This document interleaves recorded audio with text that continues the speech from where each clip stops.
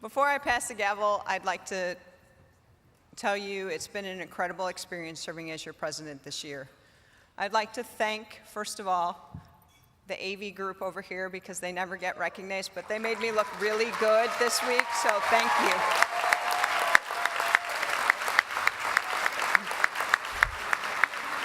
Not so much on the camera, but that's all right. And I'd also like to thank my staff because they don't get the recognition they deserve. So thank you to my staff.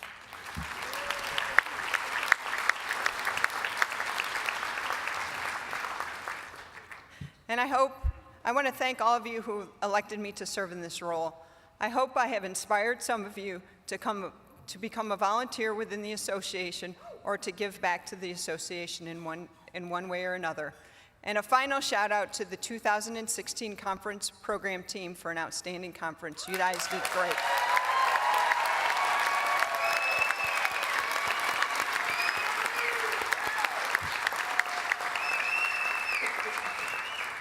And I'm almost done, and then you don't have to see me up here anymore. And now I would like to pass the gavel to J. Scott Derrick from the University of North Carolina, Charlotte, who will serve as your 2016-17 Board of Trustees president, and also to Gracie's dad.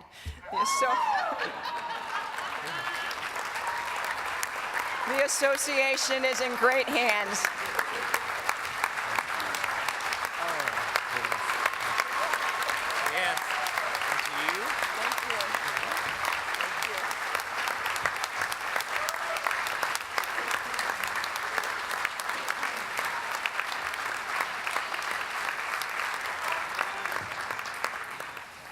Sarah, I cannot tell you what an honor it has been to serve with you. You are a great leader, and more importantly, you're a great friend. And I can't wait to sit beside you for the rest of our days until we sail off into that retirement sunset. I don't know what this theme is tonight. I don't know what's going on. But thank you very much for everything you've done for this board and for this association. Give her a hand.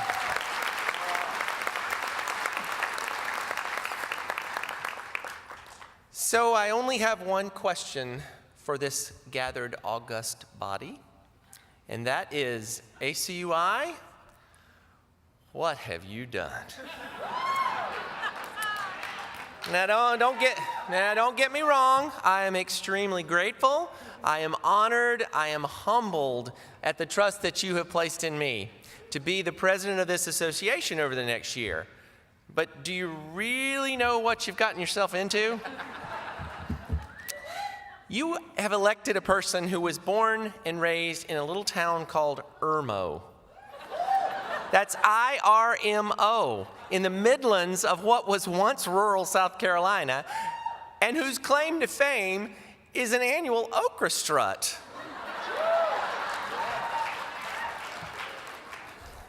I don't know.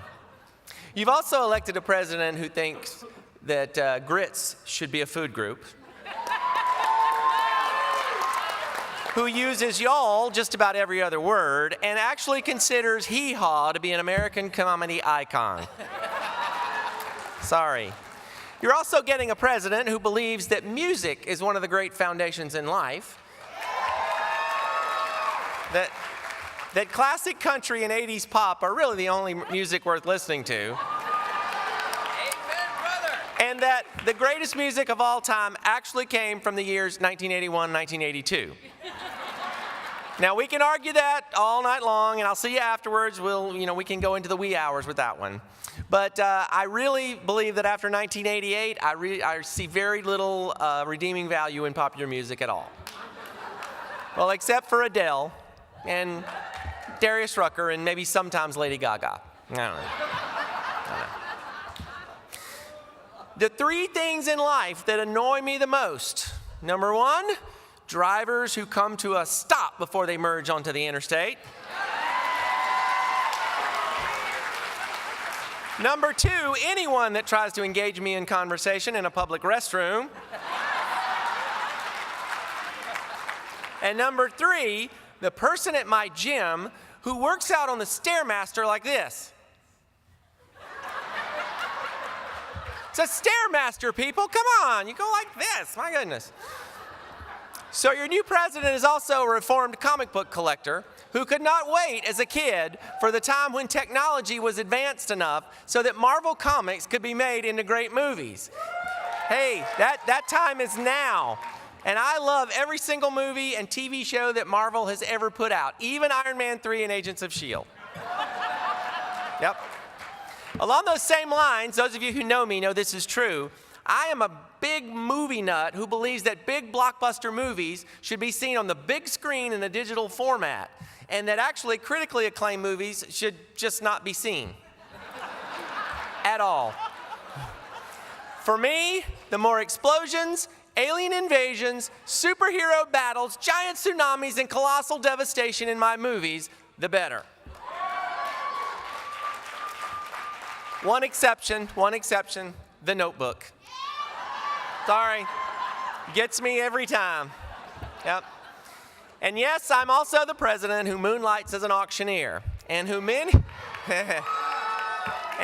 of you are sitting right there in your seats right now, possibly even praying that I'm going to do the rest of this speech in auction voice so that we can be done in 3 minutes and get you all out of here. You know, something like, hey, here we are now. We're at the end of the New Orleans conference. Hey, we're going to hope everybody's had a great time. I'm going to tell you what's going to happen over the next year. It's all going to be peaches and ice cream. I tell you what.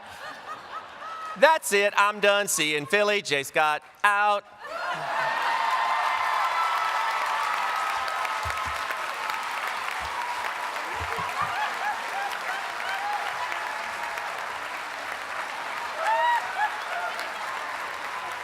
No. No, we got to have some substance to this, so come on. So this is just a sample of some of the silliness that's going to ensue over time. So I hope those of you out there who really get annoyed with silly will just please put up with me and remember it's only a year.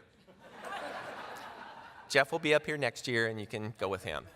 All right, before I get into the meat of my message tonight, I want to take a moment to remember that you don't get to do the cool things that I've done in life and ultimately speak on this stage without the kindness, knowledge, patience, and graciousness of others in your life. So I'd like to quickly offer some thanks to those who have helped me and positively affected me over the years. I have worked with some of the most amazing staff over the years. Some of them are actually here tonight. I have to thank Eric Anderson, who's not here, but in spirit he's here, Jessica Berkey, Anthony Carenci, and Brad Hill, who made my Furman experience so very special and proved the wisdom in hiring people who are actually smarter than me and then just getting out of their way. And those folks I just mentioned, they know that the pinnacle of my thanks actually goes to a person named Amber Lawless, the single best example of a work best buddy disguised as administrative assistants that I will ever know. So I thank all of them greatly. I must also thank my colleagues from the University of North Carolina at Charlotte, who encouraged me shortly after taking the job to run for president. And even though I was looking straight up at a really large learning curve, Neil Miller, Jillian Perry, Donna Merck, Lucian Wilhelm, and the rest of the staff at UNC Charlotte, wherever you are in this room, at the back of this room, thanks for not letting me fall through the cracks. And thanks for always looking out for the best interests of our folks back home. Yeah. To all of my former supervisors, from Max Vest at the University of Richmond, to George Haberak at the College of Charleston, to Harry Shucker and the amazing Connie Carson and Jason Cassidy at Furman, I would not be here without your guidance, patience, wisdom, and encouragement. And to Jim Hoppe, who currently gets the daunting task of keeping me in line every single day, I want to thank you for taking a chance on me and giving me a shot to prove that I could do my thing at a large institution, and for teaching me every day what it means to be a true professional in every way. Thank you. That's good. To my ACUI family, and I mean that literally, I am here because of you. From all my friends in the old Region 5, to the new Region 3, from the 2007 Atlanta CPT to the 2012 Boston CPT, From the regional directors who always got the job done as a team, to the board of trustees groups who never strayed from doing great things. And those folks I see only once a year at this conference, to those in my own neck of the woods that I see every few weeks, you're all extremely special and hold a place in my heart that I will never forget. To those of you on the stage who have come before me, as well as those who could not be here tonight, thank you for paving a pathway for all who follow you. You have blazed a trail that I hope to continue in my term in office, and if I can accomplish half of what you have with a quarter of the skill and aplomb with which you have done it, I will consider my year as president a raving success. Give these guys a hand up here, please.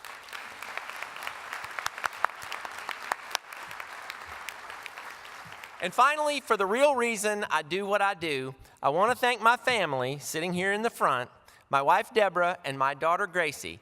They're here tonight, and this is the very first time that they've ever, in all the years that I've been doing this is the very first time they've been to an ACUI conference. And I am really glad it's this one.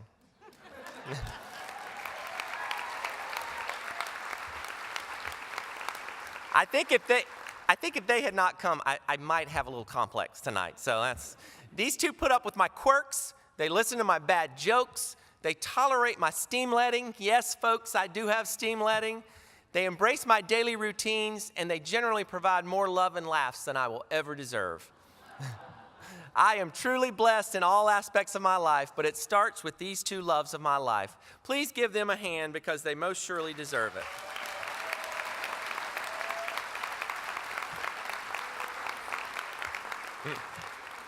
And you can all come take pictures with Gracie later if you'd like. She would like that. All right, let's get to the obligatory portion of the talk, where I try my best to sound presidential and give some crystal ball insight into what I see as the important themes and objectives of the next year in ACUI. So here goes. So I'm calling my remarks tonight, Making Seminal Moments. I'm very much into nostalgia in all aspects of my life. So finding me singing that 80s music, catching up with old friends, or even watching movies that remind me of important parts of my life is really nothing out of the ordinary. It's funny, I can remember what was #1 on the Billboard pop music charts in the first part of the 80s and how long it stayed there, but I can't remember what I had for breakfast or where I have to be in the next 10 minutes. Go figure. What? Eggs. Thank you. He's right, I had eggs. Thank you. I think a good number of us engage in some form of nostalgia. In whatever context, it brings meaning to our lives. In our nostalgia, many of us remember in detail where we were and what we were doing at momentous times in our own lives. You know, things such as babies, birthdays, vacations, or even deaths, or at the time of larger world events like the Kennedy assassination, the Challenger, or 9/11. All of these bits of nostalgia have very pointed, personal, and purposeful meaning to our relationships, our community, and how we interact with society around us. I like to describe these types of moments as seminal moments. If we look up the word seminal, according to dictionary.com, there are several meanings, but the one that I think is most appropriate is highly original and influencing the development of future events. Again, highly original and influencing the development of future events. So the adjectives I'll use then going forward are significant and meaningful. So I look at seminal moments in one's history to be those meaningful events that have a lasting impact on our lives and that shape how we move forward, but most of all, events that we will never forget. Let me give you an example that I think you might be able to relate to. I remember attending what I think was my second NACA regional conference in Birmingham, Alabama in the fall of 1987, which was my senior year in college. As a student, after already attending one of these, I thought this was the most awesome time you could have in any walk of life. Truly, this was the day when Budweiser and Coors were exhibitors in the exhibit hall. Anybody remember that? So the whole group of us from Furman were so pumped up, we decided to make our own matching Fusab sweatshirts to wear at the conference. And this was before everybody was doing it. At that point, nobody was doing that. So we enjoyed ourselves so much, we just volunteered for everything possible at the conference. And you could see that navy blue and silver FUSAB logo all over that convention center that weekend. We worked security, we went to all the ed sessions, we were in every booth in the exhibit hall, and we even fought for front row seats at the showcases, even the bad ones. You definitely knew FUSAB was in the house. At the closing banquet, much like this one at the end of the conference, a new award was given that night, and it was revealed to be Delegation of the Year. Imagine our surprise when we won it for the first time out. A true example of cluelessness informed by excitement winning the day. Afterwards, when we were milling around and still a bit stunned, I felt someone's arm around my shoulder and a very deep professional voice telling me, "Congratulations, and we need people like you, me, in this profession." While I knew this person by association through my advisor, I was a bit taken aback by this comment, and I said what anyone in my position would say. "Well, thank you very much. Now, what profession are you talking about?" Well, when he explained that you could actually get paid for working with student program boards and working in student unions, I was completely 100% sold. He told me I would need to go to graduate school and get a master's degree, and that made this math major, who did not have a clue what he was going to do, very, very excited. In one scant weekend, my life changed, and without the words of encouragement from that professional staff member, I would not be here today. Well, that professional just happened to be Bernard Pitts, who went on to greater heights as an ACUI president and a Butts Whiting award winner, but who for a brief, seminal moment changed my life. He's not here tonight, but I'd like to thank him publicly in front of all of you for that meaningful and significant gift. Please give Bernard a hand.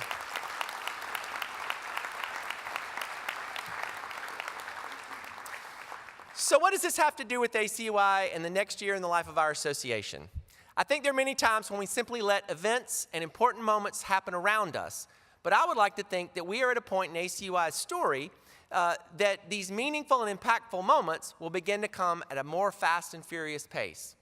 I do not want us to let them pass us by while life goes on around us and possibly miss what could be key moments in ACUI's story. So what are some of the things that we should be looking for? Well, we're ending the first full year of the tenure of our new CEO, and I believe that over the next year, we'll begin to see a number of new initiatives, innovative strategies, and long-term opportunities arise as John shakes off the newness of his role and really digs in deep to move the association forward. I'll get the benefit of working side by side with John, the board, and all of you in these efforts, so I get excited just thinking about the possibilities. If you've not already gotten to know John, I recommend it highly.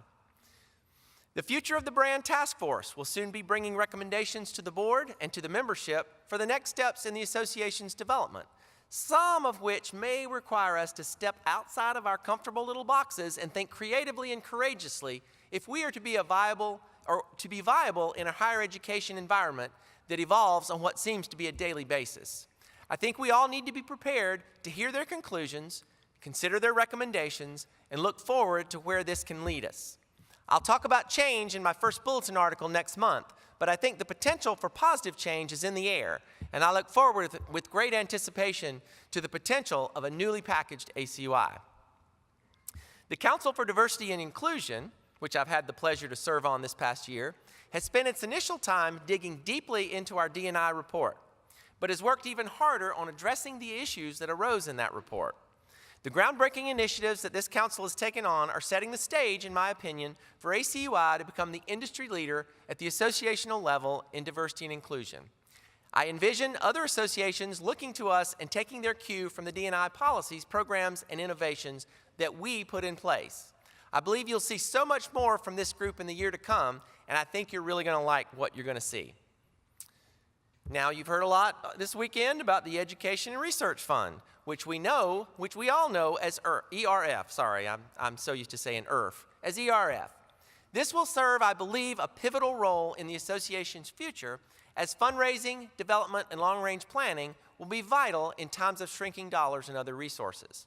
ERF will continue to reach out in new and innovative ways, bringing in critical non-operational dollars to the association and poising us to be able to expand to bigger and better plateaus in our educational endeavors.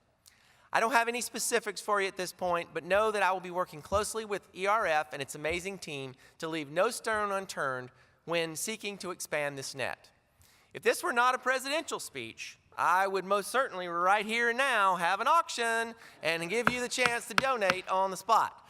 But since I've been told that I have to keep it, under 2 hours, then I just can't do that. So feel free to give at your leisure. Their boxes will be placed at the doors on the way out. I'm just kidding, that won't happen. As you heard at the meeting of the delegates, we now have a new strategic plan in place. With 3 years to complete it, and the time and diligence that went into crafting this plan over the past year will no doubt only be surpassed by the progress that I believe the association will make moving forward with this plan as a guide in the year to come. Strategically hitting our benchmarks and making steady progress on this plan is critical and will carry us to even bigger and better seminal moments as an association. The board is going to be diligent at overseeing the progress of this document, and we hope to report back to you next year that our first year was an even bigger success than we hope. From this plan, I intend to make membership a focal point for our work together in the next year, and I have several goals here. First, I believe a focus on our current membership is critical. What do you, as members of the association, need to make your membership more viable and more valuable to you professionally and personally, and what strategies can we practically enact to maximize the value of membership in ACUI? We'll be asking these questions and delving deep into them, seeking to synthesize the best answers for your benefit. Second, regarding membership, must be a focus on recruiting new member institutions, which also requires a determination of the value that we can bring to schools and individuals that would make them want to be a member of ACUI. I think the rebranding initiative will address this in some ways, but I want us all to be thinking of innovative ways as a team that we can bring new members into our fold, make them productive, and add value to their experience. Third, and I think this is an indirect result of the first two, I want to work on raising the awareness of all members of the opportunities available to them within the association. Whether it's a volunteer opportunity, an online learning seminar, a regional conference, or any number of others, the opportunities to be involved in this association and to make a singular impact are voluminous. Even something so small as voting in elections has great impacts. I would simply jump for joy if we saw a voting rate of 20% in the next board election. But I think it will take a massive effort on all fronts to raise our awareness and make folks actually care about it to make those numbers a reality. I'm very hopeful that through these efforts, if we make them priorities, we can experience significant membership retention and growth over time, and this can have major positive impacts in our association moving forward. I truly believe we will experience some very real and perhaps at times some very difficult seminal moments as we explore these issues together in the next year and beyond.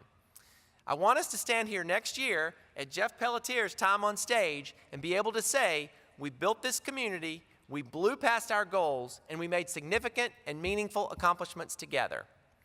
So as we stare into the future and begin to bring this festivity to a close, I want to talk about one other thing that is near and dear to my heart. I don't think it's any secret or a surprise to anyone that included in my top 5 strengths on StrengthsFinder are positivity and futuristic. Duh. I hope that anyone who works around me for more than 5 minutes knows that I try to bring a bit of energy and humor with me wherever I go and in whatever I do. In our office, back home, I tend to be humming a song, smiling and laughing, or just talking in an animated manner, I remember interviewing for my position at UNC Charlotte, where I talked consistently over 3 days about the value and benefits of bringing positivity to the office. And I believe that most folks on that interview believe that I was just simply being uber positive and had my interview game face on, subject to change when I actually got the job. Well, that's not the case. I think you would all say now that what you saw that day is what you get every day, day in and day out, every day, all the time. Some have even asked to adjust their work schedule so they don't have to come in at 8 a.m. and deal with all my little sunshininess in the morning. Sorry.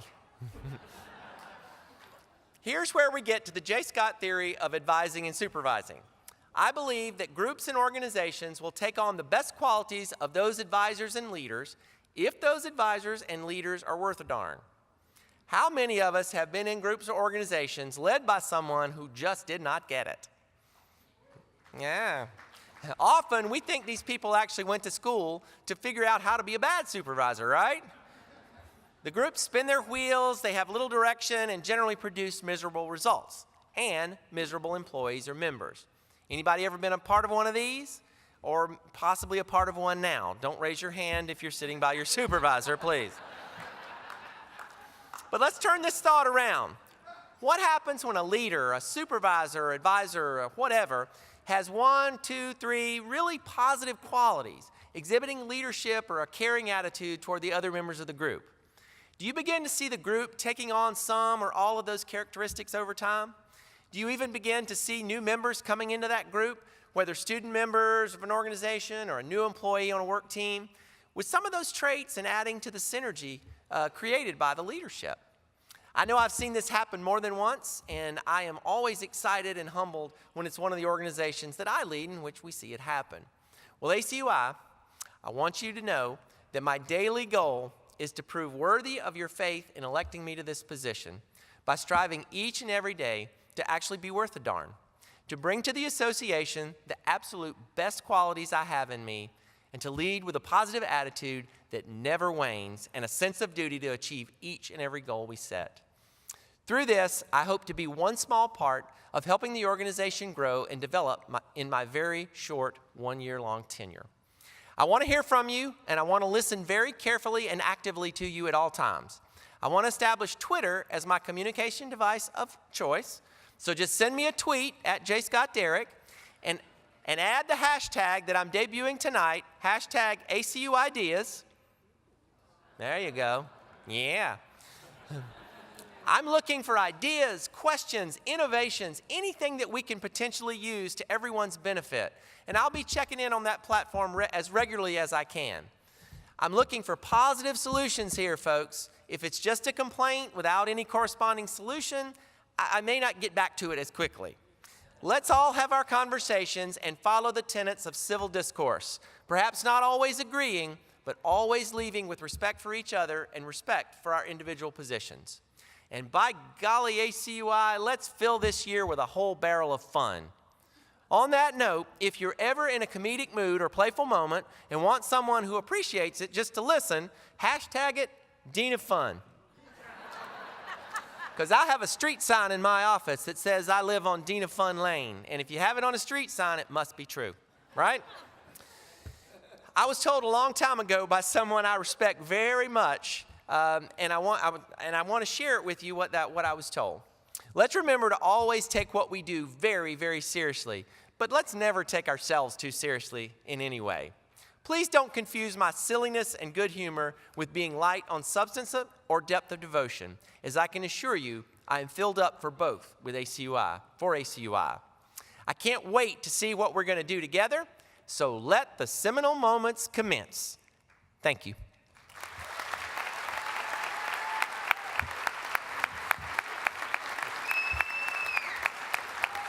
Thank you.